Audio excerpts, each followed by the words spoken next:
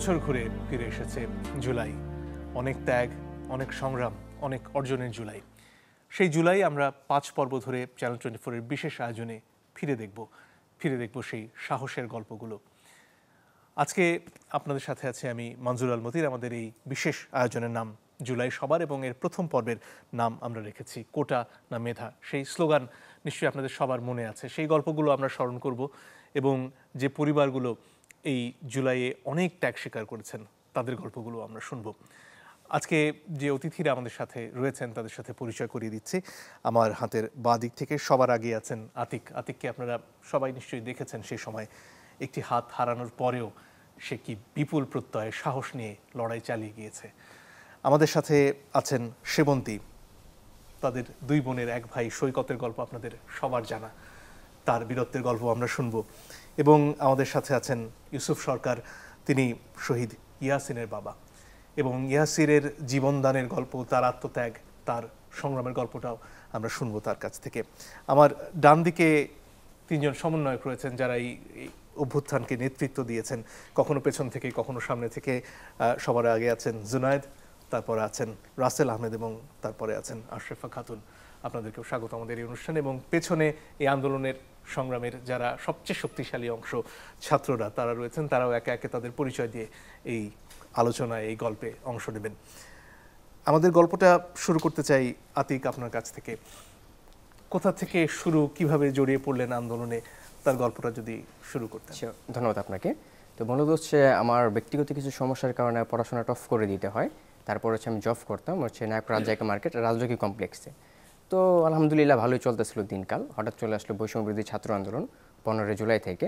আমি তার আগে থেকে স্টার্ট ছিল, বাট তার আগে হয়তো বা সোশ্যাল মিডিয়াতে এত একটা প্রচারও ছিল না, যার কারণে আমার জানা ছিল না।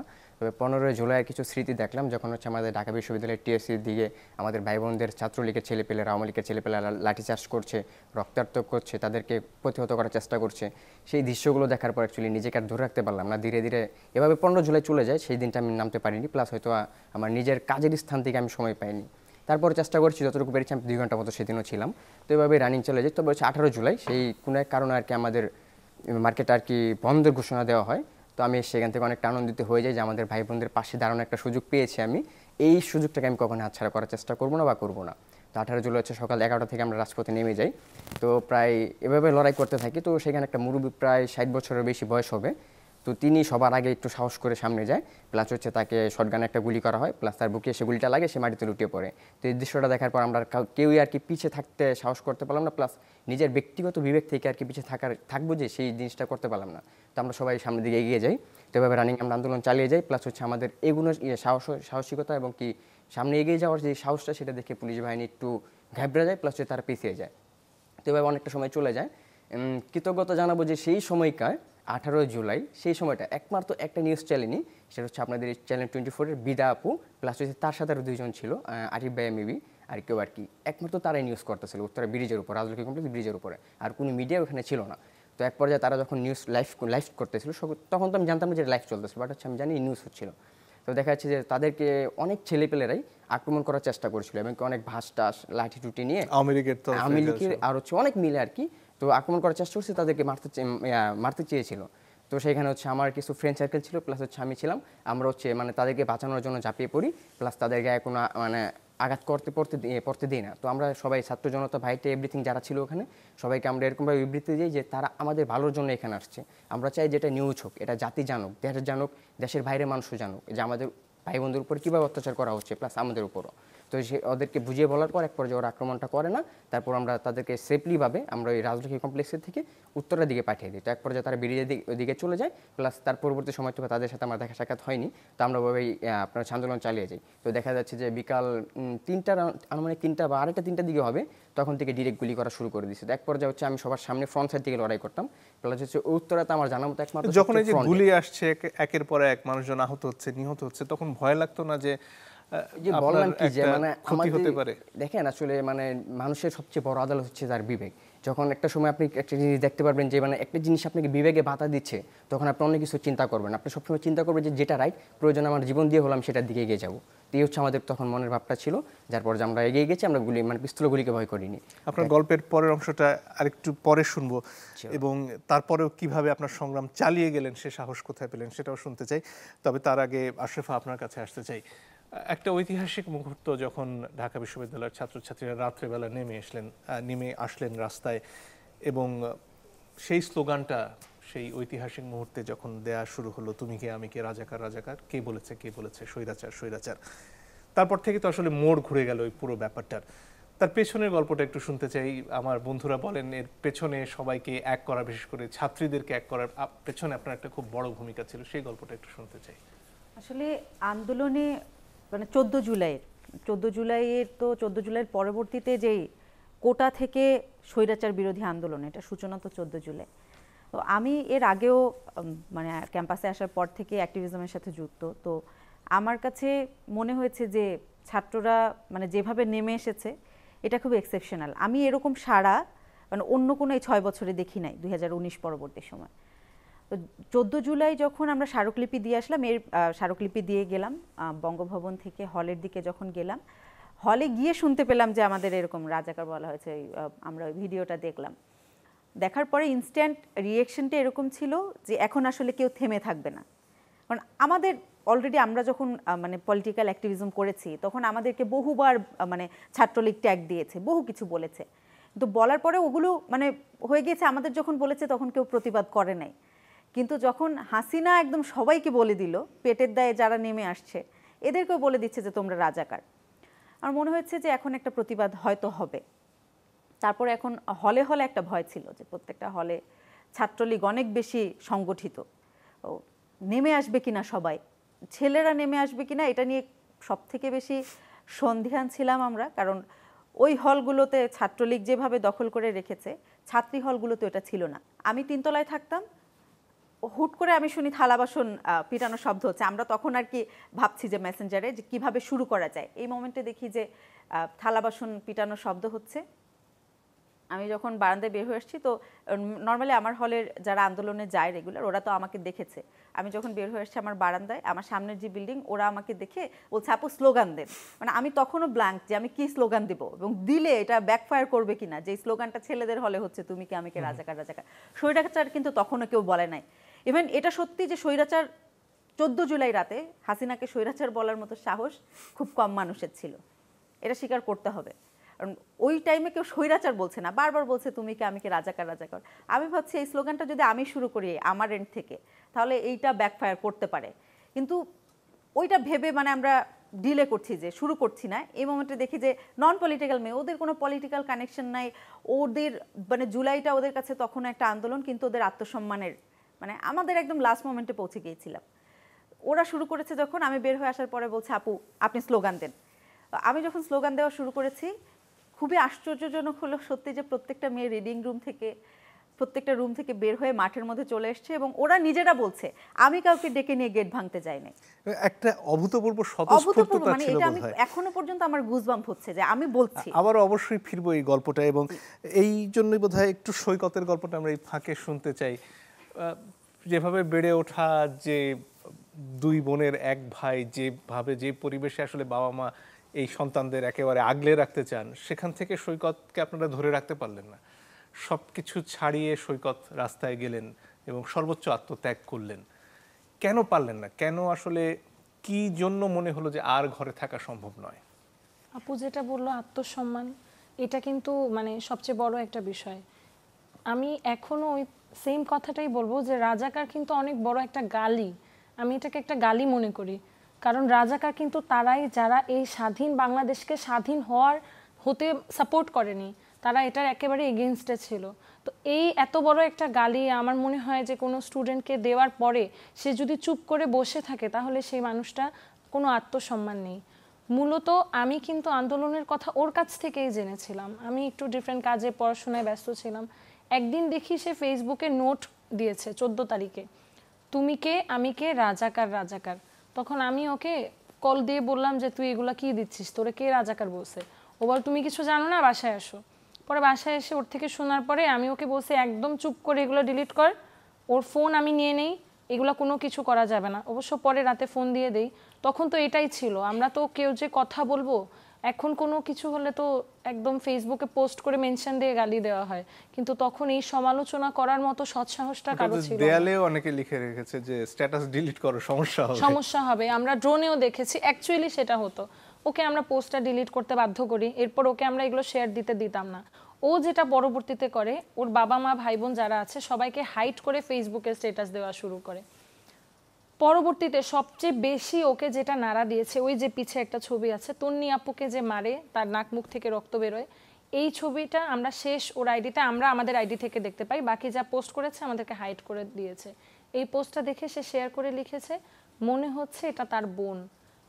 তো ও ওর বোনদেরকে নিয়ে অনেক সেন্সিটিভ ছিল, অনেক, মানে এটা আমার বোন। ও হচ্ছে মেয়েদেরকে ডিসরেসপেক্ট করা খুবই অপছন্দ করতো। যখন এই যে মেয়েদের গায়ে, ওর প্রত্যেকটা ফ্রেন্ডকেও এই মেসেজ দিছে যে মেয়েদেরকে গায়ে হাত দিয়ে মারতেছে, এটাও মানতে পারতেছে না।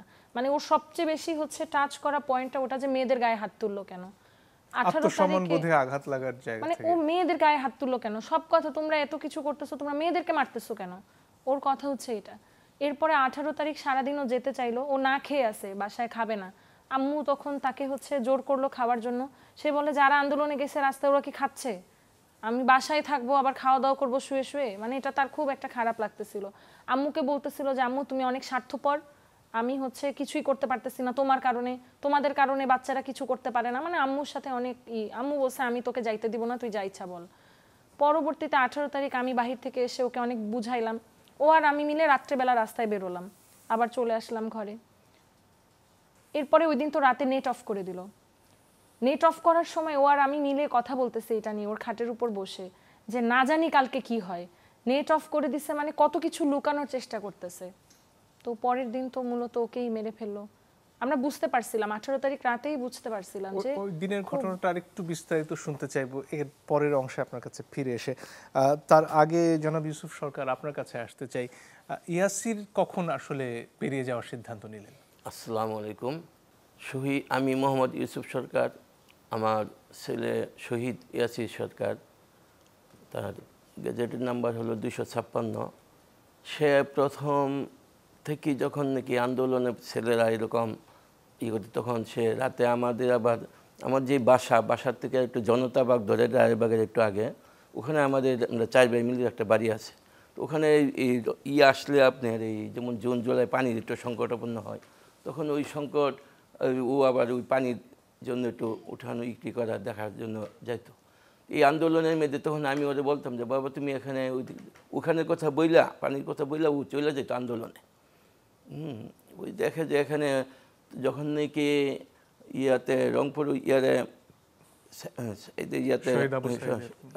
ইয়াতে গুলি লাগলো, তখন সে বাসা দেয়া বলতেছে যে আমার ভাইদেরকে এমনি গুলি করে মারবো, আমরা এখানে বাসায় বসে থাকবো, এটা হইতে পারে না।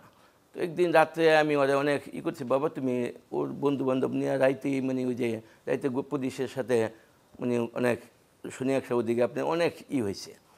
হওয়ার পরে ও যে টিয়ার গ্যাস যেটা ওর চেহারাতে লাগছে, একদিন রাত্রে প্রায় সারা রাত আমার বলছে যে বন্ধুর বাসা থাকবে, এ কথা বলে ও রাত্রে সারা রাতি ছিল, রাস্তায় ছিল, আন্দোলনে ছিল।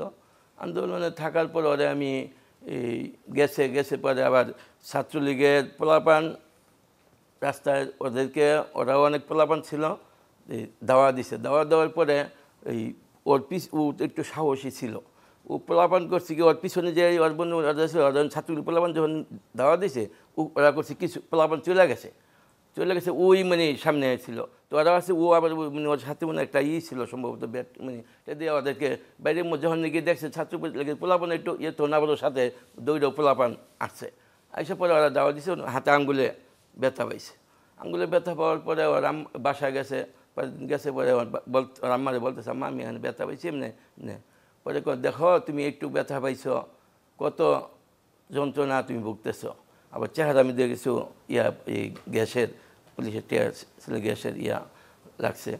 পরে আবার মানে বাসায় না বইলেই এরকমভাবে আসতো যাইতো। যখন নাকি আপনি 4 তারিখে রাত্রে আমাদেরকে বলতেছে আব্বা চলো সবাই আমরা রাস্তা যাই আন্দোলনে, আমি কি বাবা কালকে যাই না, কালকে আর্মি সহ নামাইব, যেহেতু এটা কারফিউ, হ্যাঁ কারফিউ টাইমে গুলি করলেও কেউ এটা কোনো বিচার হবে না, বিচার পাওয়া যাবে না, তুমি ওই কারফিউর মধ্যে হবে, তুমি ওখানে যাইও না।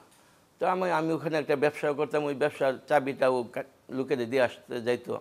ওই দিন আমি ওরা দেই নাই, বল যে আমি নিজেই যাবো আর তুমি বাসায় থাকো। তো আবার বাসার থেকে বাইরে আসছে, আর সেই আন্দোলনে মানে জড়িত হয়ে সেটা এখানে প্রথম শুনি একটা এখানে ছিল যে আমাদের এখানে একটা আইসমো সব সুপার মার্কেট বলে দৈন্য কলেজ, যে এদিকে পোলাপানের সাথে এই দিক দিয়ে ছিল। প্রায় 2টার দিকে ওর বন্ধুবান্ধবরা ওরা নাকি চলে গেছে খাওয়ার জন্য, ও মানে আরও সামনে যেতেছে, যাওয়ার প্রায় 2:30-3টার দিকে আপনি যাত্রাবাড়ি থানার কাছাকাছি আসছে। যাত্রাবাড়ি থানার কাছাকাছি আসার পরে তখন দেখে যে মানে আমার বাতিজাও একটা মানে জাগান বেসি ছাত্র পড়তেছে, ওরা নাকি একটু আগে পাচ্ছে সায়দাবাদের দিকে চলেছে, এরা গণভবনে আসবে মানে এই চিন্তা ভাবনা নিয়ে। তো ও মানে ওর সাথে হয়তো বন্ধু আর কয়েকজন ছিল, তখন ওরা মানে করতে তখন করছে, এই ফাঁকে পুলিশ থানার থেকে বাইর হইয়া এলুপাথারি বা আপনার গুলি ছাড়তেছে। তো আমি 5 সেকেন্ডের কি 6-7 সেকেন্ডের একটা ভিডিওতে আমাদেরকে পরে দেখাইছিল নিয়া, যে ওই ভিডিওতে দেখা গেল কি আপনার মানে এইরকমভাবে গুলি করতেছে পুলিশ, মানে কোনো কে মারা যাবে কে করবে এটার কোনো নেই, এইভাবে গুলি ছাড়তেছে। গুলি ছাড়ার একটা ছেলের ভিডিওতে দেখলাম যে বললো যে আমি চলে যাচ্ছি, পুলিশ বলতেছে যে তুমি যাও বলার পর ওর মধ্যে মানে গুলি করছে। তো এইরকম ইয়াসির এমনি আপনার ওখানে যখন নাকি ও এরকম পরিস্থিতি দেখে ওরা নাকি একটু পিলারের সাইডে একটু লুকানো ছিল, যে পুলিশ যখন গুলি করতেছে, তো পুলিশ ওখানে যেয়ে ওকে গুলি করছে। আমরা ফিরে আসবো রাসেল আপনার কাছে। চট্টগ্রামের আন্দোলনের সংগঠকদের একজন আপনি, সেখানে আসলে এই যে ঢাকায় মানুষের জ্বলে ওঠা, সেটা কিভাবে ছড়িয়ে পড়লো সারা দেশে দাবানলের মতন, তার গল্পের খানিকটা শুনতে চাই। চট্টগ্রামে কি অবস্থায় ছিলেন আপনারা? দেখুন, 2018 সালের পরিপত্র যখন পুনর্বহাল করা হয়, কোটা পদ্ধতি পুনর্বহাল করা হয়, আমরা আমাদের জায়গা থেকে আন্দোলনটা ঢাকায় কি হচ্ছে না হচ্ছে সেটা আমরা দেখি নাই, বা সে অনুযায়ী আমরা আমাদের পরিকল্পনা করি নাই কিংবা আন্দোলনটা করি নাই শুরুর দিকে। সেটা জুনের 6 তারিখ। তো জুনের 6 তারিখ চট্টগ্রাম বিশ্ববিদ্যালয়ে শহীদ মিনার প্রাঙ্গণে আমি একটা প্ল্যাকার্ড নিয়ে দাঁড়িয়ে যাই। সেখানে স্যাটায়ার ধর্মী একটা প্ল্যাকার্ড ছিল যে বিবাহিত কোটা চাই, এবং এই প্ল্যাকার্ডটা আমার স্ত্রী আমাকে করে দিয়েছিল। তো আমি সেটা নিয়ে দাঁড়িয়ে যাই, এবং প্রথম দিনের কর্মসূচিতে আমি এর আগে ফেসবুকে পোস্ট দিয়ে সবাইকে আমন্ত্রণ জানিয়েছিলাম আমাদের সাথে একসাথে সংহতি জানানোর জন্য, যৌক্তিক আন্দোলনে শরিক হওয়ার জন্য। কিন্তু দুর্ভাগ্যজনক হলেও ফেসবুকে সবাই সাড়া দিলেও বাস্তবে সেই প্রোগ্রামে কেউ আসে নাই। একটা টেলিভিশন এসেছিল, ওই টেলিভিশনের প্রথম দিকে আমার কাভারেজ নেওয়ার জন্য অসম্মতি জানিয়েছে আমার সাথে, তাদের যে অগ্রযাত্রা বা আমার সাথে তাদের যে ওই দিনের প্রোগ্রামটাতে তারা প্রচার করবে সেটাও তারা প্রথমে আগ্রহ দেখায়নি। পরবর্তীতে দেখা গেল তারা ঢাকায় হয়তো কারোর সাথে যোগাযোগ করেছে যে এই প্ল্যাকার্ডটা প্রচার করলে হয়তো তাদের ভিউ হবে। হ্যাঁ, যদিও তারা প্রচার করেছে। তো প্রথম দিনের কর্মসূচিটা আমি ঠিক সেভাবেই পালন করেছিলাম আমার মতো করে। পরবর্তীতে ওই প্রোগ্রামটা যখন সারা দেশব্যাপী একটা আলোড়ন সৃষ্টি করলো, অনেকে হাস্যরসাত্মক হিসাবে গ্রহণ করেছিল, এবং পরবর্তী দিনে আমি যে কর্মসূচি ঘোষণা করেছিলাম সেখানে প্রায় 30-40 জন শিক্ষার্থী অংশগ্রহণ করেছে, এবং আবার তৃতীয় দিনের কর্মসূচি ঘোষণা করার পর সেই কর্মসূচিতে প্রায় শতাধিক শিক্ষার্থী অংশগ্রহণ করেছে। ঠিক এভাবে আমাদের আন্দোলনটা স্টুডেন্টদের সাথে সম্পৃক্ত হচ্ছিল, এবং স্টুডেন্টরা আমাদের আন্দোলনে দলে দলে যুক্ত হচ্ছিল। একটা পর্যায়ে আপনারা রাফির কথা জানেন, রাফি আমার সাথে যুক্ত হয়, এবং আমরা দুজনেই কোঅর্ডিনেশন করছিলাম এবং পরিকল্পনা করছিলাম কিভাবে আমাদের প্রোগ্রামকে সামনের দিকে এগিয়ে নিয়ে যাব। এরপর ঈদ এসেছে, ঈদের ছুটির জন্য সবাই ব্যস্ত হয়ে পড়েছে। তারপর আমরা 4-5 দিন প্রোগ্রাম করার পর আমরা ঢাকার সাথে যোগাযোগ করার চেষ্টা করি যে আমাদের উদ্দেশ্য যেহেতু এক, আমরা একটা যৌক্তিক আন্দোলন নিয়ে রাজপথে এসেছি, আমরা কিভাবে এই আন্দোলনটাকে আরও বিস্তৃত করা যায়, কিভাবে পুরো চট্টগ্রামে এটা ছড়িয়ে দেওয়া যায়, পুরো দেশব্যাপী ছড়িয়ে দেওয়া যায়। আমরা ঢাকার সাথে যোগাযোগ করার চেষ্টা করি এবং ঢাকায় যারা সম্মুখ সারির নেতৃত্ব ছিল তাদের সাথে আমাদের একটা মেসেঞ্জার গ্রুপ খোলা হয়। আমরা সেখানে মতামত দিয়েছি, আমরা পরিকল্পনা গ্রহণ করেছি, আমরা মিটিং করেছি। এরপর বৈষম্য বিরোধী ছাত্র আন্দোলন 1 জুলাই যে আনুষ্ঠানিকভাবে আত্মপ্রকাশ করে, ঠিক সেই দিন থেকে আমাদের প্রোগ্রাম আরও বিস্তার লাভ করে এবং আমরা চট্টগ্রাম বিশ্ববিদ্যালয় থেকে প্রথমে 2 দিন আমরা প্রোগ্রাম করেছি, চট্টগ্রাম থেকে রাঙামাটি মহাসড়ক ব্লক করেছি। এরপরে যখন দেখলাম যে না, আমাদের বিশ্ববিদ্যালয়ে আমরা যখন এই প্রোগ্রামগুলো করছি, বিশ্ববিদ্যালয়ে আমরা বিক্ষোভ করছি, বিশ্ববিদ্যালয়ে মিছিল করছি, এটা আসলে ফ্রুটফুল ফলাফল নিয়ে আসছে না। পরবর্তীতে আমরা সিদ্ধান্ত নিয়েছি যে আমাদের এই আন্দোলনকে আরও বেগবান করার জন্য, চট্টগ্রামের সর্বস্তরের শিক্ষার্থীদের মধ্যে ছড়িয়ে দেওয়ার জন্য আমাদের এই আন্দোলনকে শহরে শিফট করতে হবে। পরবর্তীতে আমরা 5ই জুলাই আমরা আমাদের প্রোগ্রামকে আমরা শহরে শিফট করি এবং শহরে শিফট করার মধ্য দিয়ে চট্টগ্রাম শহরে যতগুলো শিক্ষা প্রতিষ্ঠান ছিল তারা আমাদের সাথে একসাথে হয়ে একাত্মতা প্রকাশ করে। যখন তারা দলে দলে আমাদের সাথে যুক্ত হয়, আমরা আরও সাহস পাই, আরও আমাদের মধ্যে মনোবল বৃদ্ধি হয় এবং প্রত্যেকের এর আগে অনেকের আন্দোলন করার মানে অভিজ্ঞতা রয়েছে, এর আগে কোটা বিরোধী আন্দোলন করেছে। বাট আমার জায়গা থেকে যেটা হয়েছে সেটা, আমি কখনো অ্যাক্টিভিজম করি নাই, আমি কখনো কোনো সংগঠনের সাথে যুক্ত ছিলাম না এবং আমার ওই আন্দোলনটা আমার প্রথম আন্দোলন ছিল এবং আমি নেতৃত্বের জায়গায় ছিলাম। আমার এই জন্যে অনেক প্রতিবন্ধকতার শিকার হতে হয়েছে।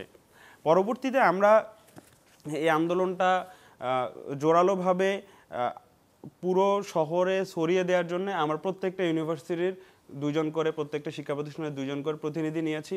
তাদের সাথে আমাদের একটা টেলিগ্রাম গ্রুপ ছিল, সেখানে আমরা কথা বলতাম এবং কথা বলে আমরা প্রোগ্রাম নির্ধারণ করতাম। তবে আমরা 11 জুলাই পর্যন্ত আমাদের চট্টগ্রামের যে আন্দোলন সেটা খুব শান্তিপূর্ণভাবে করতে পেরেছি, যদিও আমরা হুমকি ধামকির শিকার হয়েছি। ডিবি আমাদের বাড়িতে খোঁজখবর নিয়েছে আমরা কি করছি না করছি, আমাদের পলিটিক্যাল ব্যাকগ্রাউন্ড। তো 11 তারিখে যেটা হয়েছে, আমরা বটতলী স্টেশন থেকে গুটি কয়েক শিক্ষার্থী, 150 থেকে 200 জন শিক্ষার্থী হব। সেদিন বৃষ্টিও ছিল, ঝিরিঝিরি বৃষ্টি। আমরা যখন বটতলী থেকে, আমাদের উদ্দেশ্য ছিল আমরা 2 নং গেট গিয়ে 2 নং গেট ব্লক করব। আমরা যখন বটতলী স্টেশন থেকে বের হয়েছি, পুলিশ আমাদেরকে বের হতে দিবে না।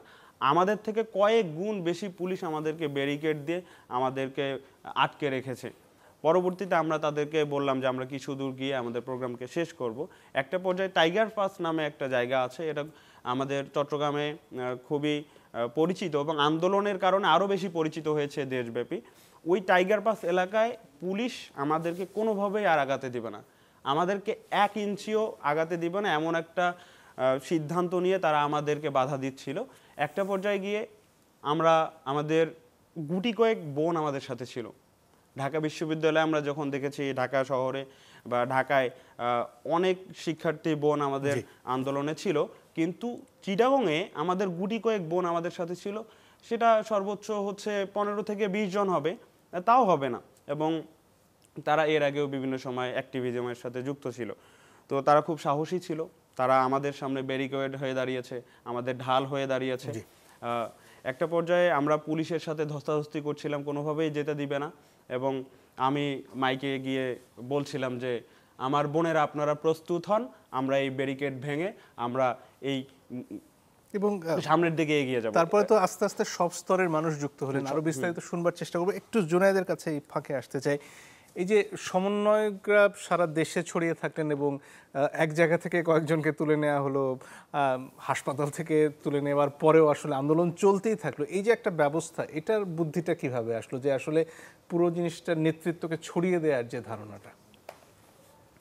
ধন্যবাদ। এখানে মূলত যেটা হচ্ছে, আন্দোলনটাকে আমি দেখি যে একটা স্টেজ তো 5 জুন থেকে ঈদ পর্যন্ত একটা স্টেজ, 1 জুলাই থেকে 14 জুলাই পর্যন্ত কিন্তু আন্দোলনটা হিট হচ্ছিল।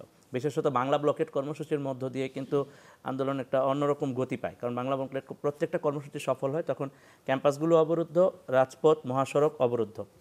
এবং ঢাকাতে কিন্তু জনমানুষ ওই বাংলা ব্লকেট কর্মসূচিতেই তখন সম্পৃক্ত হয়ে গেছে। কোনো মানুষের মধ্যে বিরক্তি ছিল না, রাস্তাঘাট আটকানো, কিন্তু কোনো মানুষ বিরক্ত ছিল না, বরং মানুষের কথা ছিল যে ছাত্রদের এই ন্যায্য দাবিটা কেন পূরণ করতেছে না। 14 তারিখের পরে তো আন্দোলনটা ডিফারেন্ট স্টেজে মুভ করে, আসলে তখনই আসলে স্বৈরাচার বিরোধী আন্দোলনের রূপ নেওয়া শুরু করে। এবং আমরা মোটামুটি কনফার্ম হয়ে যাই 16 তারিখে, যখন হলো যে আমাদের 6 জন ভাই শাহাদাত বরণ করেন ওই দিন, এবং আপনার ছাত্রলীগকে হল থেকে বিতাড়িত করা হয় সকল ক্যাম্পাসগুলো থেকে। 15 তারিখেই জাহাঙ্গীরনগর থেকে বিতাড়িত করা হয় ঢাকা বিশ্ববিদ্যালয়ের সায়েন্সের 3টা হল থেকে, আর 16 তারিখে সারা বাংলাদেশের বলা যায় যে সকল ক্যাম্পাস থেকে। 16 তারিখের ওই অবস্থায় মূলত একটা যোগাযোগ স্থাপিত হয় যে এই বাস্তবতা এখন কী করণীয়, কারণ ছাত্ররা যেহেতু হল থেকে ছাত্রলীগকে বিতাড়িত করে দিয়েছে, আর তখন আওয়ামী লীগ ক্ষমতায়, হাসিনা তো প্রতাপশালী ভঙ্গিতে তখন কথা বলতেছে, কোনো কিছুকে পাত্তা দিচ্ছে না। ওবায়দুল কাদের বলতেছে যে এদেরকে প্রতিহত করতে, স্বয়ন বলতেছে যে 5 মিনিটের মধ্যে এসে ছাত্রদেরকে ফু দিয়ে উড়িয়ে ফেলতে পারবে।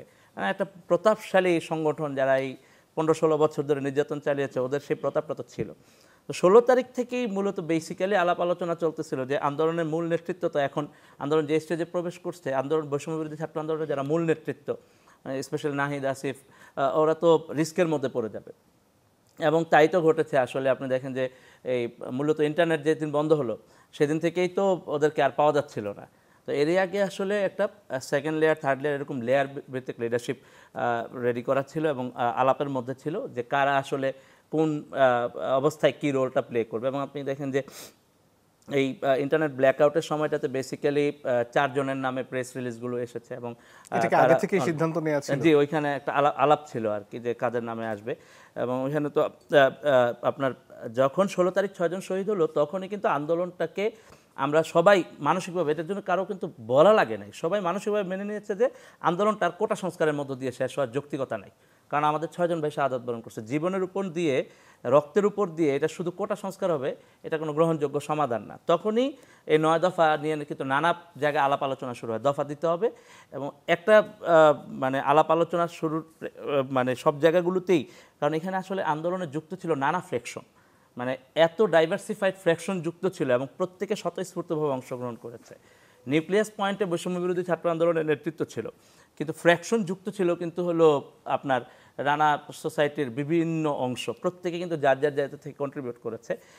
ওইখানে আপনার ওই 9 দফাটা নিয়ে ডিজাইন করা হয় আসলে বেসিক্যালি। এবং 9 দফার ক্ষেত্রে আপনি জানেন যে ইলেকট্রনিক মিডিয়াগুলো কিন্তু তখন 8 দফার প্রচারণা করে এবং প্রিন্ট মিডিয়ার মধ্যে মাত্র 2টা আমার জানা মতে প্রথম আলো আর সমকাল, তারা বেসিক্যালি 9 দফার কথা বলে, আর বাকি মিডিয়াগুলো কিন্তু 9 দফার কথা বলেনি, 8 দফার কথাই বলছে।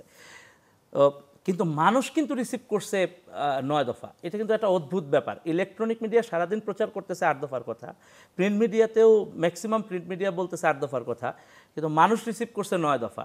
এটা কিন্তু একটা মানে বেশ অদ্ভুত ব্যাপার, কারণ তখন ইন্টারনেট নাই, তখন কিন্তু ইন্টারনেট যাই হচ্ছিল এক ধরনের স্বতঃস্ফূর্ততার মধ্যে দিয়ে হচ্ছিল, স্বতঃস্ফূর্ততা ছিল। এবং ওই লেয়ারটা যখন মানে রেডি ছিল যে বিভিন্ন স্তরে আসলে কিভাবে দায়িত্বগুলো পালন করা হবে, এবং ওই সময়টাতে আব্দুল কাদের নামে যে 9 দফার প্রেস করা এবং প্রেস রিলিজ দেয়া, ওই রিস্কটা তো ওরা নিয়েছে, লাইফের রিস্কটা নিয়েছে এবং সামনে সেটা মোকাবেলা করেছে। আর পেছনে আসলে অনেক সব স্তরের মানুষজন যুক্ত ছিল। এবং আমি একটা জিনিস জাস্ট একটু বলতে চাই, সেটা হলো যে আমার কাছে অদ্ভুত লেগেছে যেটা, সেটা হলো যে এই আন্দোলনের ডিসিশনগুলো নিতে খুব বেশি ব্যয়পত হয় নাই। প্রত্যেকেই মানে এত স্বতঃস্ফূর্ত ছিল বা এটাকে এতভাবে ওন করছে, যে যার জায়গা থেকে স্যাক্রিফাইস করছে যে আগে আন্দোলনটাকে সফল করতে হবে, এই ডিসিশনটা নিতে হবে। এই জন্যে মানে অনেক সময় মনে হয় যে এত ফ্র্যাকশনযুক্ত ডিসিশনগুলোতে কমপ্লেক্সিটি, তার মধ্যে বিভেদ তখন দেখা যায়নি কেন? কোনো বিভেদ ছিল না, আসলে সবাই এক জায়গায় ছিল। একটু আপনাদের কাছ থেকে অল্প করে শুনতে চাই, কে আগে বলবেন? দুজনের কথাই অংশে শোনার সুযোগ আছে, যে কেউ একজন শুরু করতে পারেন, তারপরে আপনারটা একটু পরিচয় দিয়ে। আমি শহীদুল ইসলাম, উত্তরা বিশ্ববিদ্যালয়ের শিক্ষার্থী, বর্তমানে উত্তরা বিশ্ববিদ্যালয় ডিবেটিং ক্লাবের প্রেসিডেন্ট হিসেবে আছি। জাস্ট 2টা কথা বলি। আমরা যেহেতু আসলে একটু ব্যাক সাইডে, আমাদের ভার্সিটি আশুলিয়া কেন্দ্রিক, তো আমরা যখন আসলে 16 তারিখে ব্লকেট শুরু করি, তখন আমরা আশুলিয়া যেই এরিয়াটা ছিল সেটা ব্লক করি। এখন সবথেকে অদ্ভুত ব্যাপার হচ্ছে আমাদের সেখানে কোনো মিডিয়া কাভারেজ ছিল না, সকল জায়গা ছিল হচ্ছে বিএনএস সেন্টার এবং উত্তরা। তো সবথেকে ইম্পর্টেন্ট পার্ট হচ্ছে আমরা ঢাকার মেন যে এন্ট্রি পয়েন্ট, ওইদিকে ছিল আপনার যাত্রাবাড়ি, আর এই সাইডটাতে ছিল আপনার আশুলিয়া। আমরা বাফট এবং উত্তর ইউনিভার্সিটি এই 2টা মিলে পুরো এলাকাটা ব্লকেট করে দিই। যখন আমরা এটা করি, পুরো ঢাকা শহরের প্রায় বেশিরভাগ অঞ্চল অচল হয়ে যায়। অর্থাৎ আপনি জামালপুর, ময়মনসিংহ, টাঙ্গাইল যে মেন জোনগুলো আছে, সেগুলো আমরা সেই মোমেন্টে ব্লকেট করার মতো একটা অবস্থানে আসি। সেকেন্ড যে ব্যাপারটা, সেটা হচ্ছে সেখানে যে মানুষগুলো আসতেছিল, মানুষগুলোর মধ্যে কোনো বিরক্তি ছিল না এবং প্রত্যেকটা মানুষ বাস থেকে নামছিল, নেমে নেমে টঙ্গী পর্যন্ত যাচ্ছিল, অনেক 2-3 কিলোমিটার হাঁটতে হচ্ছিল তাদের। এই যে মানুষগুলোর মধ্যে একটা উৎসাহ, উদ্দীপনা, এগুলো আমাদের মধ্যে আরও বেশি একটা আশার আলো জ্বালাচ্ছিল যে আমরা যেন এই আন্দোলনে আরও বেশি মানে অংশগ্রহণ করি। এবং প্রত্যেকটা মানুষ এখানে আমাদের পানি দিচ্ছিল কিনা ফ্রিতে, অদ্ভুত ব্যাপার। এবং পানি যে দাম, দেখেন রিসেন্ট টাইমে যে পানির দাম বেড়ে যাচ্ছিল বিভিন্ন ইস্যুগুলোতে আমরা দেখি, বাট সেখানে দোকানদার আমাদের পানি ফ্রিতে দিচ্ছিল। অনেকে অন্যান্য পণ্য বিক্রি করে লাভও রাখছিলেন না। সত্যি কথা। এই পাশ থেকে আরেকটু শুনে নিতে চাই। খুলনার আন্দোলনের আপনার ব্যাপারে নাম আর পরিচয়টা বলুন। আমার নাম শেখ রাফসান জানি। আমি বর্তমানে উত্তরা বিশ্ববিদ্যালয়ের আইন বিভাগের একজন শিক্ষার্থী। আমি ইতোপূর্বে বৈষম্যবিরোধী ছাত্র আন্দোলন খুলনা মহানগরের যুগ্ম মুখ্য সংগঠক ছিলাম। খুলনার আন্দোলনের পরিস্থিতিটা ছিল একটু ডিফারেন্ট, কেননা মোটামুটি 22 তারিখ থেকে বা 20 তারিখ থেকে 9 দফার দাবিতে আন্দোলন চললেও খুলনায় 19 তারিখেই খুলনার ছাত্র জনতা 1 দফার ঘোষণা দিয়েছিল। সেই সময় শিববাড়ির মোড়ে আমরা ঢাকায় বসে বলতাম যে খুলনা আগে স্বাধীন হয়ে গেল।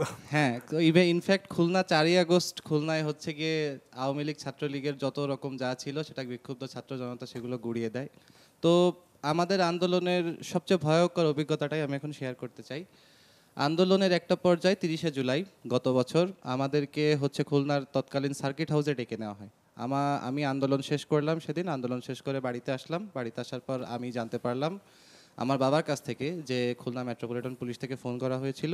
ফোন করে বলা হয়েছে আমাদেরকে পুলিশ কমিশনার ডেকেছেন, ডেকে তিনি কিছু বিষয় নিয়ে আমাদের সঙ্গে কথা বলতে চান। কি বিষয় নিয়ে কথা বলবেন, কেন কথা বলবেন, কোনো আইডিয়া নেই।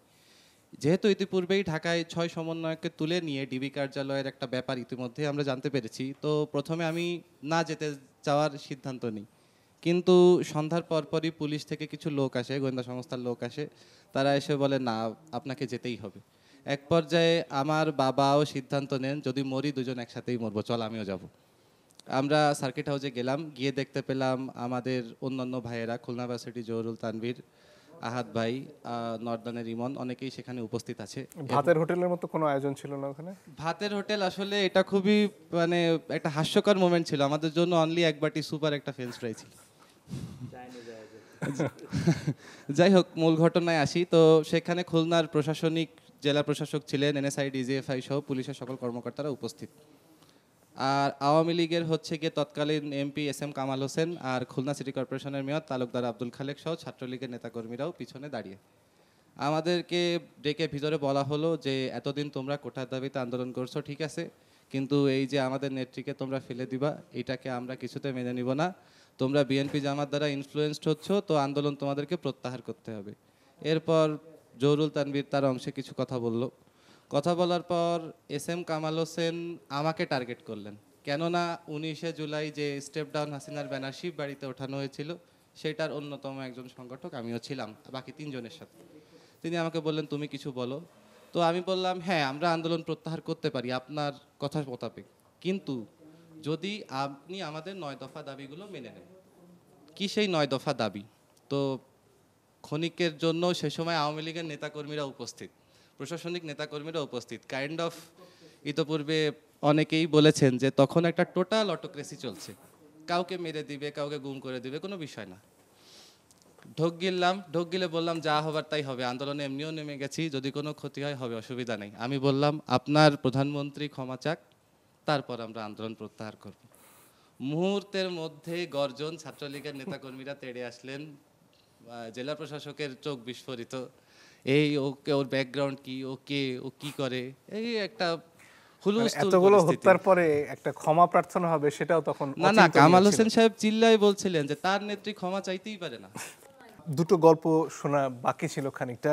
শুরুতে আতিকের কাছ থেকে, যেদিন হাতটা হারালেন ঠিক ওই দিনের ঘটনাটা কি হচ্ছিল একটু যদি সংক্ষেপে বলতেন আমাদের। তো আমি জাস্ট হচ্ছে একটু ছোঁয়া দিয়ে যে 18 জুলাইয়ের কথা। 18 জুলাই হচ্ছে আপনার লাস্ট সময় পর্যন্ত আমি মোট 36টা গুলি খাই, ছিটা গুলি আর কি, ওটা ভিডিও ফুটেজ অলরেডি আমার কাছে আছে। তো এভাবে আমরা প্রতিদিন আর কি প্রতিনিয়ত লড়াই করে যাচ্ছিলাম।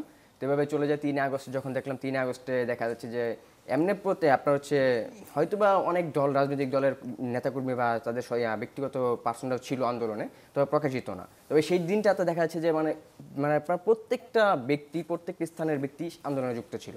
3 আগস্টের থেকে। তো আমরা বিভিন্ন প্রকার বিভিন্ন মানুষকে, রিক্সা চালক, ভ্যান চালক, তাদেরকে আমাদেরকে মানে যে ভাইয়ারা গুলিবিদ্ধ হচ্ছিল তাদেরকে সাহায্য করতে দেখেছি। তারা তাদের রিক্সায় করে নিয়ে যাচ্ছে আপনার হচ্ছে কি আমাদের উত্তরাতে কিসেন, তারপর ঢাকা মেডিকেল, প্লাস হচ্ছে কুয়েত মুট্টিতে বিভিন্ন মেডিকেলে তারা নিয়ে যাচ্ছে আর কি। সব ব্যক্তি মানুষরা এখানে ছিল। তো আমরা প্রতিনিয়ত আন্দোলন করে যাই, প্লাস সামনে ফ্রন্ট সাইড থেকে 5 আগস্টের ঘটনা যদি চলে যায়, আমি লাস্টে আপনার গুলি খেয়েছি হচ্ছে 5 আগস্টে। তো সকাল 11:30 থেকে আমি আন্দোলনে যুক্ত হই, প্লাস এভাবে লড়াই করে যাই। তো দেখা যাচ্ছে যে আপনার আনুমানিক যখন 11টা বাজবে ঠিক তখনই একটা ছেলে আর কি মাথায় গুলি লাগার পর হচ্ছে মাটিতে লুটিয়ে পড়ে। তো কিছুটা সামনে আমি ওকে একবার মানাও করেছিলাম যে আপনার সামনে যে না কোনো সেফটি নেই, আর গুলি তো দেখা যাচ্ছে যে মানে বোঝা যায় না কখন কোথা থেকে আসে, লেগে যেতে পারে। তো সে আমার কথা কোনো গুরুত্ব দেয়নি, প্লাস রিপ্লাইও দেয়নি। সে সামনে চলে যায়, হঠাৎ করে গুলি সে লাগে তার মাথায়, সে লুটে পড়ে। তারপরে দেখলাম সে মানে মাটিতে পড়ে আপনার ছিটকাচ্ছে আর কি, আর হচ্ছে তার মাথার যে মস্তক পর্যন্ত বের হয়ে গেছে। তো এটা খুবই মর্মান্তিক ঘটনা আমার জীবনে, মানে এতটা কাছে থেকে আমি একটা মানুষের গুলিবিদ্ধ হয়ে তার মস্তক বের পর্যন্ত দেখেছি যে সেই জিনিসটা মানে দেখা যাচ্ছে যে আমাকে এখন পর্যন্ত রাতে ভাবা, এখন পর্যন্ত আমি কান্না করি সেই সব স্মৃতিগুলো দেখলো। তো এভাবে অনেকক্ষণ সময় চলে যায়, প্রায় যখন 12টা বাজবে ঠিক তখন 12টার একটু পরে আর কি একটা আপনার হচ্ছে যে রুট মানে ব্যারিকেড দেওয়ার মতো যে কিছু একটা অপশন থাকে প্লাস্টিকের একটা কি যেন ওইগুলো আর কি, নামটা আমার সে মনে নেই। তো সেই সেফটিতে একটা ছেলে যায়। তো আমি তাকে বলি যে ভাই ওইদিকে আর যায় না, একবার থানার সামনে, উত্তরা পূর্ব থানার সামনে বললাম যে একবার সামনে যেহেতু আপনি যেন না, দেখা যায় কে কোন থেকে ভিড়ে গুলি করে দিবে। তো সে বলে যে ভাই কিছু হবে না। তো সে মোটামুটি ভালো একটা হেলদি লুক ছিল। তো এক পর্যায়ে সেখান থেকেও বাইরে সামনে চলে যায়। তারপর আর একটা গুলি এসে তার মাথায় লাগার পর দেখা যাচ্ছে যে ওই সময়কে যারা ওখান থেকে গুলি করতেছিলাম শিউনে যে তারা ম্যাক্সিমাম সবাই পুলিশ ছিল কিনা, তাদের সবচেয়ে বেশি টার্গেট ছিল মাথায় গুলি করা। তো তারা দেখে মাথায় গুলি করতেছিল সবার। তো একবার যার মাথায় গুলি লাগার পর সে লুটিয়ে পড়েছে তাপড়াচ্ছে।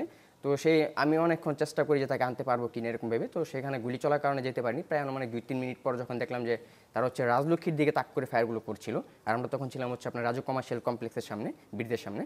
তো আমি ওকে যাই হেল্প করার জন্য, বাট যাওয়ার পর ওই যে বললাম যে ও মোটামুটি হেলদি ছিল, যার কারণে আমি ওকে আনতে চেষ্টা করলেও পারতেছিলাম না। তো একটা ছেলে আমাকে বেঁচে ছিলেন তখনও?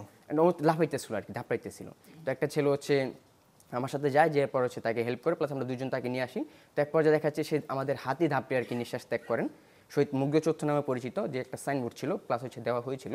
তো এখন বর্তমান হচ্ছে যেখানে কোন এক রাজনৈতিক দলের তাদের পোস্টার দিয়ে সেই মুগ্ধ চৌধুরী ইয়াটা ঘুরে ফেলেছে। তবে আগে এটা মুক্তিযুদ্ধ নামে পরিচিত ছিল। সেখানে একটা ছেলে আর কি গুলি খাওয়ার পর হচ্ছে লুটিয়ে পড়ে। তো আমি তাকে সাহায্য করার জন্য এগিয়ে যাই। তবে দুঃখজনক বিষয় হচ্ছে এটাই যে আমি তাকে সাহায্য করতে পারি না। ঠিক সেই সময়টাতে একটা গুলি এসে আমার ডানাতে লেগে যায়। তারপর আমি ছোট থেকে একটু স্ট্রং ছিলাম, তো আমি লুটিয়ে না পর হচ্ছে আমার ফ্রেন্ডস জ্ঞান ছিল আপনার? হ্যাঁ জ্ঞান ছিল। আমি হচ্ছে দৌড়িয়ে পিছের দিকে যাচ্ছিলাম, আর আমার ফ্রেন্ডদেরকে বলতেছিলাম যে আমার হাতে গুলি লাগছে, তোরা কে কোথায় আছে আমাকে একটু সাহায্য কর। তো আমার শাকিল আমার একটা ফ্রেন্ড আছে, ও আসে আমাকে সাহায্য করে। তো ধীরে ধীরে একটা সময় দেখা যাচ্ছে আমার জ্ঞানটা হারিয়ে যাবে অবস্থায়। তারপর আমি মানে খুবই একটা মনোবল শক্ত ছিল, যার কারণে আমার জ্ঞানটা হারায়নি, আমি ধরে রাখতে পেরেছি নিজেকে। তারপর উত্তরা কি সেন্টার নামের যে মেডিকেলটা পরিচিত, সেখানে আমাকে নিয়ে যাওয়ার পর হচ্ছে সেখানে আধা ঘন্টার মতো, ওইখানে তো এত পরিমাণ মানে গুলিবিদ্ধ লোকেরা ছিল, মানে অনেকেই মাইক দিয়ে ডাকাডাকি করে বলতেছিল যে এখানে এরকম ছেলে মাথায় গুলি লাগছে, সে অলরেডি মারা গিয়েছে, তার পরিবার কে আছে, পরিবারকে জানানোর ব্যবস্থা করুন, তার লাশটা এখান থেকে নিয়ে যেতে হবে বা কিছু। তো দেখা যাচ্ছে এত পরিমাণ আমাদের আহত যোদ্ধা ভাইয়েরা ছিল সেখানে, বা নিহত যোদ্ধা ভাইয়েরা ছিল, যে আমাকে ট্রিটমেন্ট দিবে সেই সুযোগটা তারা পাচ্ছিল না। তো আধা ঘন্টা পর আমি ট্রিটমেন্টটা পাই। তা হচ্ছে জাস্ট হচ্ছে আমার বুলেটটা অবশ্য বেরিয়ে যায়নি, বুলেটটা লেগে আটকে গিয়েছিল। তো আমি এখনও নার্ভাস, আমি এখনও শিওর না যে তারা আমার বুলেটটা বের করতে গিয়ে রক্তনালী কেটে ফেলেছিল নাকি বুলেটটা ঢুকে কেটে গিয়েছিল। তো এক পর্যায়ে তারা আমাকে জানায় যে আপনার 8 ঘন্টার ভিতরে যদি আপনার ট্রিটমেন্ট নেওয়া হয় তাহলে হয়তো আপনার 8টা বাঁচানো যাবে, আর পরবর্তী সময় হয়তো বাঁচানো যাবে না। তো আমি বললাম যে তাহলে এটা করার জন্য আমাকে কোথায় যেতে হবে? তো তারা বললো যে নির্জুক মেডিকেল যেতে হবে। তো ঠিক রাস্তার ওই সময় কিন্তু গোলাগুলি চলতেছিল। তো রাস্তার এতটা মর্মান্তিক অবস্থা ছিল যে আমরা কোনো যানবাহনই পাচ্ছিলাম না যে নির্জুকের উদ্দেশ্যে রওনা দিব। তো অনেক কষ্টের পর আরেকটা ছেলে 2 চোখে গুলি খায়, ওর 2 চোখ ব্যান্ডেজ করা, ওর 2 চোখে দেখতে পারে না, ছিটা গুলি লাগছিল। তো ওর সাহায্যে মানে ওর আব্বু আমাকে একটু হেল্প করে, যে বলতেছে যে আমার ছেলে যত গুলি খাইছে, আমার আব্বুকে বলতেছে যে আপনার ছেলে তো গুলি খাইছে, আমরা তো সবাই একই, তো আমি সমস্যা না, আপনারা ওকে আমার সাথে নিয়েছিলেন। তো খুবই একটা গাদাগাদি অবস্থায় আমরা ওই সিএনজিতে অনেকজনে উঠে যাই, হচ্ছে হৃদযুগে চলে আসি। তো দেখা যাচ্ছে যে সেই সময়টাতে আর কি প্রায় হয়তো ম্যাক্সিমাম সরকারি মেডিকেলের যে ডিরেক্টররা ছিল তারা হয়তো সরাছাড়া 200 টাইপের ছিল। তারা আমাদের কোনো সহযোদ্ধা ভাইদেরকে তারা সঠিকভাবে ট্রিটমেন্ট দিচ্ছিল না। তো আমি ওইখানে আসি আপনার 6:30 দিকে, হয়তো সন্ধ্যা মোটামুটি একটা সময় লেগে যায়। তো তারা আমাকে ট্রিটমেন্ট দেয়নি আপনার 19 ঘন্টা পর এসে আমার, তাও সকাল 10টার পরে।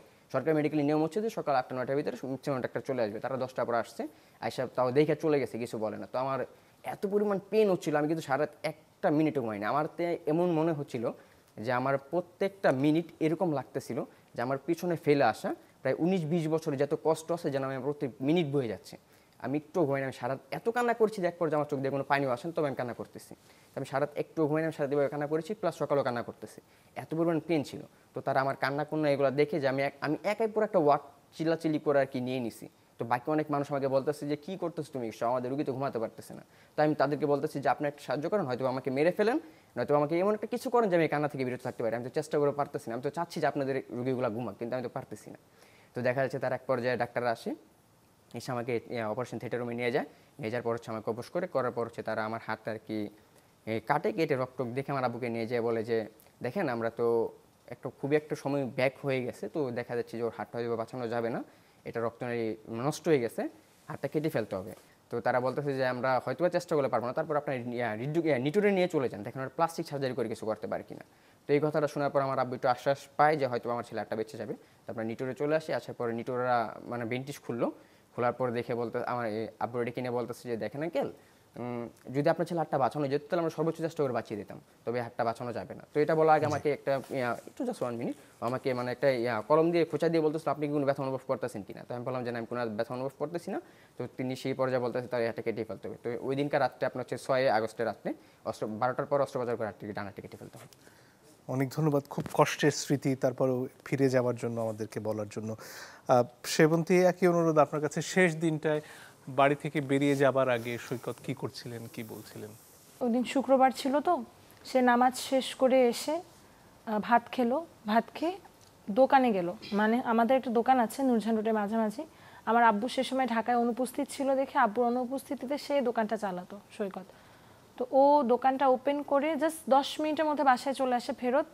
আম্মু নামাজে ছিল, ও আম্মুর পিছে টেবিলে চাবিটা রেখে বললো আম্মু নূরজাহান রোডে অনেক গোলাগুলি হচ্ছে, আর আমার একটা বন্ধু গুলি খাইছে, আমি আসতেছি।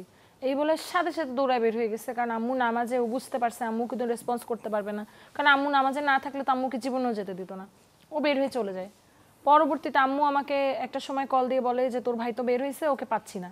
আমি বললাম আম্মু তুমি কান্নাকাটি কইরো না, একটা পুলিশের বাড়ি খেলে ঠিকই বাসায় চলে আসবে। আমি এটাকে তখনও মজা হিসেবে নিছি যে আরে কি আর হবে, নূরজাহান রোডে এলাকার ভিতরে আমার বাসায়, আমার জন্ম ওই বাসায়। তখন ও যেটা করে, ওর সামনে চলে যায়। মূলত ওর কোনো বন্ধু কিছুই গুলি খায়নি, এটা মিথ্যা কথা, আন্দোলনে যাওয়ার জন্য বলছে। ও একেবারে সামনে চলে যায়, একটা পিলারের পিছে ছিল, ও নিজেকে সেফ মনে করতেছিল পিলারের পিছে। আমরা ভিডিওতে যেটা দেখি পিলারের পিছে দাঁড়ায় ও দেখতেছিল আর ইট মারতেছিল পুলিশের ওদিকে। পুলিশরা হচ্ছে ওই টিয়ার গ্যাস মারতেছিল। একটা সার্টেন টাইমে প্রথম যে গুলিটা করে সেটা ওর মাথায় লক্ষ্য করে। আতিক যেটা বললো যে সে সময় আসলেও সবার মাথায় এবং বুকে গুলি করতেছিল, টার্গেট কিলিং যেটাকে বলে, হত্যার উদ্দেশ্যে একেবারে। জি, একেবারে হত্যার উদ্দেশ্যে, মানে ছত্রভঙ্গ করার জন্যও না, ডিরেক্ট হত্যার উদ্দেশ্যে। যে ওই তো একটা বলে না একটাকে মারি একটাই মরে বাকিটি যায় না, বিষয়টা এরকমই। ওরা টার্গেট করে মারতেছিল যে একে মারতেছি দেখে ভয়ে বুঝি বাকিরা সরে যাবে, কিন্তু কেউ সরতেছিল না, আরো কয়েক কদম আগায় যাচ্ছিল। আমার ভাইকে তারপর মেরে ফেলে। আমার ভাইকে যারা ওই জায়গা থেকে সরায় আনতে যায় তাদের উদ্দেশ্যেও গুলি করে, বাট সফল হয় না পরবর্তীতে।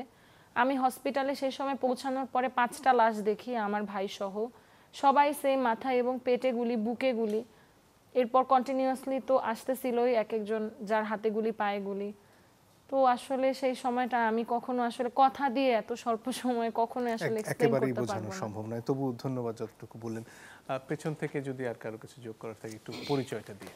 আসসালামু আলাইকুম, আমার নাম ফাবিন আকমাম, আমি আহসানুল্লাহ বিজ্ঞান ও প্রযুক্তি বিশ্ববিদ্যালয়ের স্থাপত্যবিদ্যা বিভাগের ছাত্র।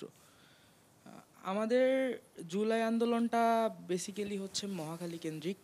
আমরা 3টা ইউনিভার্সিটি আছি একটা এলাকার মধ্যে, বুটেক্স, আহসানুল্লাহ আর সাউথ ইস্ট ইউনিভার্সিটি। তা আমরা প্রথম দিন 15 তারিখ ক্যাম্পাসের সামনের রাস্তায় আন্দোলন করি। এরপরে একদিন তিব্বতের মোড় নামে একটা জায়গা আছে, এটা হচ্ছে আপনার এয়ারপোর্ট রোডটা মহাখালীর, ওখানে আমরা 3টা ইউনিভার্সিটি মিলিয়ে যাই। তারপরের দিন হচ্ছে 18ই আগস্ট। 18ই আগস্টে সরি আমার ভুল হয়েছে, 18ই জুলাই। ওই দিন আমরা সবাই একসাথে যাই। 3টা ইউনিভার্সিটি থেকে প্রায় 2000-এর মতন স্টুডেন্ট আমরা মহাখালী যাই। ব্যাপক গুলি করা হয় ওই দিন আমাদের উপরে। ওই দিন বেশ থমথমে অবস্থা। রাতে আসলাম বাসায়, হাউস রেড, পুলিশের হাউস রেড, বিভিন্ন রুমে রুমে ঢুকছে পুলিশ এবং বের করে দিয়ে মানে নিয়ে যাচ্ছে গ্রেপ্তার করে আমাদেরকে। তো তখন ওই জুনায়েদ ভাই বললো না এটা গণমানুষের আন্দোলন। আমরা থাকতাম হচ্ছে রামপুরা আর হাতিরঝিল ব্রিজের মাঝখানের এলাকাটার নাম হচ্ছে মধুবাগ, প্রচুর রিক্সা গ্যারেজ। আমি রাতে খাবার কিনতে নামছি, ওই সময় রিকশাওয়ালারা বললে এই গলিতে পুলিশ ঢুকতে পারবে না, আমরা প্রতিরোধ করব। আমি তখন হচ্ছে প্রচণ্ড গুলির শব্দ রাস্তায়। একদিন আমরা এমন দৃশ্য দেখছি, রাত্রে আমরা বারান্দায় দাঁড়িয়ে আছি, রাস্তা দিয়ে পুলিশ গুলি করতে করতে যাচ্ছে, মানে ওপেন ফায়ার। কোন দিকে গুলি করছে? বাসার দিকে? ফাঁকা গুলি করতে করতে যাচ্ছে। পরের দিন হচ্ছে 19 জুলাই। আমি এরকম মানে ভয়ঙ্কর দৃশ্য মনে হয় কোনো মুভি ছাড়া কোথাও দেখিনি। রামপুরা হত্যাকাণ্ড যেদিন হয়, ছাদের উপর উঠে দেখি হেলিকপ্টার উঠতেছে, ফায়ার হইতেছে, নিচ থেকে আপনার রামপুরাতে প্রচুর পরিমাণ গুলি, মানুষ মারা যাচ্ছে। মসজিদে মাইকে বলা হচ্ছে আপনারা যে আছেন এগিয়ে আসেন, বেরোলাম। পুলিশের আবার সেই গুলি, মানে এমন একটা জিনিস, আমি বসে আছি রাত 10টা বাজে, গুলি, হাতির ঝিলের উপর গুলি, হাতির ঝিলে ব্যাপক লাশ। একদিন সকালবেলা আমি একটা মুদি দোকানে গিয়েছি, কারফিউর মধ্যে 6টার দিকে দোকান খুলতো, ভোর 6টায়। উনি বললো যে হচ্ছে 13টা লাশের গাড়ি হাতির ঝিলের দিক গেছে পুলিশের পাহারায়।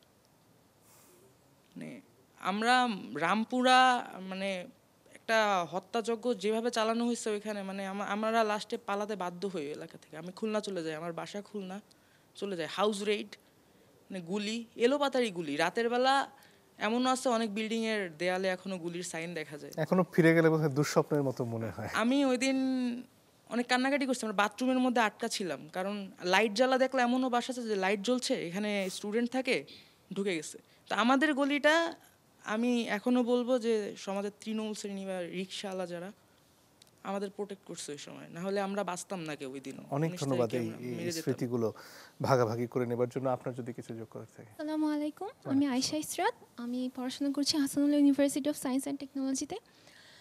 আমি যেই কথাটা বলবো সেটা মানে একটা দিনকে কেন্দ্র করেই বলছি, কারণ আমার মনে হয় যে শেখ হাসিনা যদিও 5 আগস্ট পালিয়ে গিয়েছে, কিন্তু তার মূল যেই সূত্রপাতটা হয়েছিল সেটা হচ্ছে 18 জুলাই। এটাকে আমরা বলি যে প্রাইভেট ইউনিভার্সিটি রেজিস্ট্যান্স ডে। এই দিনে আমরা মানে ও তো আমার ভার্সিটি, ও যে কথাটা বললো যে 18 তারিখ সকালবেলা 11টার দিকে আমরা আহসানুল্লাহ, সাউথ ইস্ট আর বুটেক্স একসাথে বের হলাম, কিন্তু আমাদের কাছে কোনো হাতিয়ার ছিল না। আমাদের উপর যেভাবে পুলিশ গুলি করছে বা আওয়ামী লীগ মানে ছাত্রলীগ যারা যেভাবে অত্যাচার করছে, এরপরে মানে আমরা যে প্রতিরোধ করব এই জন্য আমাদের কিছু ছিল না। আমরা কী করলাম, ভার্সিটির বাইরে যে গাছ ছিল, গাছ থেকে বিভিন্ন ডালপালা ভেঙে সেটা নিয়ে বের হয়ে গেলাম, কারণ আমাদের তো নিজের প্রোটেকশনে কিছু করতে হবে।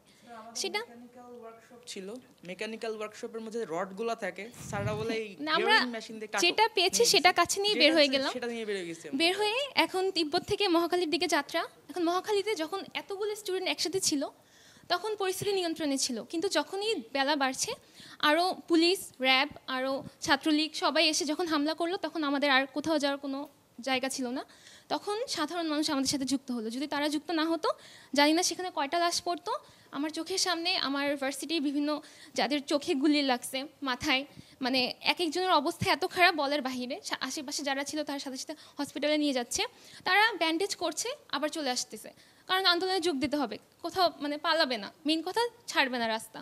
তারপর কিন্তু শেষ পর্যন্ত যখন এতই খারাপ অবস্থা, তখন সাধারণ মানুষ আমাদের সাথে যোগ দিল, তারা এলাকাটা নিয়ন্ত্রণে নিল। তারা যদি না আসতো, অবস্থা খুবই খারাপ। আমরা নিজেরা দেখেছি মহাখালীর যে ওভারব্রিজটা আগুন, সেটা দেখেই মনে হয়েছে সিনেমেটিক একটা ভিউ, কেউ বিশ্বাসই করেনি যে এটা বাস্তবে হয়েছে। তো এই অবস্থাটা দেখার পর মানে এই জিনিসটা আমি বলবো যে এই দিনে, কারণ নর্মালি সবাই ভাবে যে বেসরকারি ভার্সিটির ওদের কোটার দরকার নেই, ওরা পড়াশোনা করে কি বিদেশ যাবে, পিএইচডি করতে, মাস্টার্স করতে একটা স্কলারশিপের ব্যবস্থা করে, কিন্তু আমাদের তো সেখানে কোটা মানে কোটার জন্য মুভমেন্ট করার দরকার নেই। আমরা কেন নামছি? যখন আমরা দেখছি যে 17 জুলাই সরকার থেকে একটা সিদ্ধান্ত হলো যে ঢাকা ভার্সিটিকে ভ্যাকেন্ট করে দেওয়া হবে, তখনই আমরা বিভিন্ন গ্রুপের মাধ্যমে এটা ডিসাইড করলাম যে 18 তারিখ বিভিন্ন ভার্সিটি থেকে যার যার এরিয়াটা আমরা ব্লক করব, সেখান থেকে আন্দোলনটা চালিয়ে যাব। তারপর সেটাই করা হলো। কিন্তু মহাখালীর জিনিসটা আমি যেটা বললাম সেটা তো মানে একেবারে সব ক্ষেত্রে সাধারণ মানুষ যে গল্পগুলো আসলে আমরা শুনছিলাম, সাধারণ মানুষের স্বতঃস্ফূর্ত অংশগ্রহণ ছাড়া আসলে জুলাই সম্ভব হতো না। একেবারে শেষ প্রান্তে খুব সময় নেই, রাসেল বোধহয় কিছু যোগ করতে যাচ্ছিলেন, খুব সংক্ষেপে যদি। আমরা যখন আমাদের চিরং আমার সারা দেশব্যাপী যখন আন্দোলনটা একদম বিস্তৃত হয়ে গেছে, চট্টগ্রামে আমরা 16 শহর স্টেশন কেন্দ্রিক আমরা আমাদের আন্দোলনগুলো করেছি। 16 শহর। হ্যাঁ, আমরা যখন 16 জুলাইয়ের কর্মসূচি ঘোষণা করেছি, ঠিক তার মানে ঠিক সেই দিন আমাদের মানে ঘোষণা দেওয়ার সময়ের 2-3 ঘন্টা আগে ছাত্রলীগ দেশীয় অস্ত্র, শর্ট গান, লং গান, চাপাতি সহ সকল সরঞ্জামে নিয়ে তারা উপস্থিত হয়েছে। এবং আমরা পুরো চট্টগ্রামের 2টা অংশ, একটা হচ্ছে চট্টগ্রাম উত্তর, একটা হচ্ছে চট্টগ্রাম দক্ষিণ, 2 দিক থেকেই শিক্ষার্থীরা, সাধারণ জনতা আমাদের সাথে যুক্ত হতো। কিন্তু দুর্ভাগ্যজনক বিষয় 16 শহরে আমরা কেউ মানে সেই দিন মুভ করতে পারি নাই। আমাদের মানে যে সমস্যাটা হয়েছে, তারা আগে থেকেই প্রস্তুতি নিয়ে রেখেছে প্রত্যেকটা গলিতে তাদের যে সাধারণ মানুষ আসতে না পারে, টোকাই থেকে শুরু করে যারা রয়েছে তাদেরকে অস্ত্রসহ রেডি করে রেখেছে। যেটা হয়েছে, আমাদের প্রোগ্রাম ছিল 3টার সময়, আমরা সেটা আমাদের আরম্ভ করতে হয়েছে 4টার দিকে। এখন মুরাদপুর নামে একটা জায়গায়, সেটা চট্টগ্রাম দক্ষিণ থেকে যারা এসেছে বা বিশ্ববিদ্যালয় এরিয়া থেকে যারা এসেছে তারা মুরাদপুরে অবস্থান করেছে, সেখানে আওয়াজ তুলেছে, স্লোগান দিয়েছে। মানে মুহূর্তেই 10 থেকে 100 জন, 100 জন থেকে 1000 ছাড়িয়ে মানে 10,000 15,000 স্টুডেন্ট হয়ে গেছে, সব মানুষ একসাথে যুক্ত হয়েছে। দুঃখজনক বিষয় যে 16 জুলাই মুরাদপুরেই আমাদের সৈয়দ ওয়াসিম, শান্ত, ফারুক, উনি হচ্ছে একজন দিনমজুর, উনি শহীদ হয়েছে। এবং সারা দেশে মোট সেদিন 6 জন শহীদ হওয়ার পর আমরা মানে সন্ধ্যার সময় মানে পুলিশের প্রোটোকলে ছাত্রলীগ, যুবলীগ সবাই একসাথে আমাদেরকে হামলা করেছে। মানে এরকম বিভৎস ঘটনা মানে আর পৃথিবীতে কোথাও হয়েছে কিনা আমাদের জানা নাই। এর পরবর্তীতে যেটা হয়েছে আমি সংক্ষেপে শেষ করব। আমরা যখন মানে প্রোগ্রাম শেষ করে গেলাম, আমি রাফিকে আমার বাসায় নিয়ে গেছিলাম সেদিন প্রথমবারের মতো। আমাদের ইন্টারনেট, আমি মাঝখানের ঘটনাগুলো না বলি, ব্যক্তিগত কিছু স্মৃতি আছে। ইন্টারনেট ব্ল্যাকআউট হওয়ার পর আবার ইন্টারনেট যখন ফিরে এলো, আমার বাসা অনেক বড় থাকা সত্ত্বেও আমার স্ত্রী, রাফি, আমি একই রুমে থেকেছি। এবং ইন্টারনেট ফিরে আসার পর আমরা যখন মানে সেই মর্মান্তিক ঘটনাগুলো দেখতাম না, মানে আমার স্ত্রী যখন মানে দেখতো তার মোবাইল থেকে, সে যখন চিৎকার করে কেঁদে উঠতো, আমি চিৎকার করে কেঁদে উঠতাম। আমি চিৎকার করে কেঁদে উঠলে ওরা দুইজন চিৎকার করে কেঁদে উঠে। রাফি কাঁদলে আমরা দুইজন কাঁদি। এরপর আমরা যখন এরকম ঘটনাগুলো দেখতাম, আমাদের বিশ্ববিদ্যালয়ের শিক্ষকদেরকে জানাতাম যে স্যার আপনারা আসেন, আমাদের পাশে দাঁড়ান। দুর্ভাগ্যজনক বিষয়, তারা আমাদের অভিভাবক হিসেবে আমাদের সাথে যেভাবে স্বতঃস্ফূর্তভাবে অংশগ্রহণ করার কথা ছিল, অল্প কিছু শিক্ষক আমাদের সাথে যুক্ত হয়েছে। তো এবং এমন ঘটনা ঘটেছে যে 4 আগস্ট 50 জনের অধিক শিক্ষক মানে শোকাবহ আগস্টের বিবৃতি দিয়ে তারা রাস্তায় এসেছে।